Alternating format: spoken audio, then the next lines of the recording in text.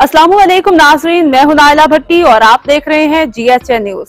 शामिल करते हैं आज की अहम खबर। झावरियां सरगोदा मिजान बैंक झावरियां ब्रांच का इफ्तिताह रिजवान चौधरी एरिया मैनेजर और सरदार आसिम शेरमेकन साबिक जिलाई चेयरमैन सरगोदा ने किया। साबिक चेयरमैन महार जमीरुल हसन झावरी हमरा थे।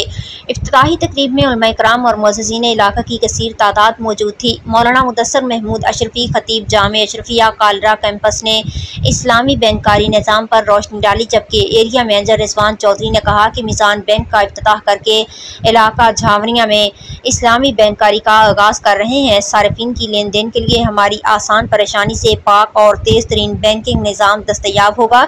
इसके अलावा सार्फिन की माली एयानत, फंड्स की मुंतकिली और लॉकर समेत दीगर सहूलियात शरीफ के असूलों के मुताबिक दस्तयाब हैं। रिपोर्ट जफर अब्बास, तहसील रिपोर्टर, शाहपुर झावरियां। अब तक के लिए इतना ही। मजीद खबरों और अपडेट से बाखबर रहने के लिए देखते रहें GHN।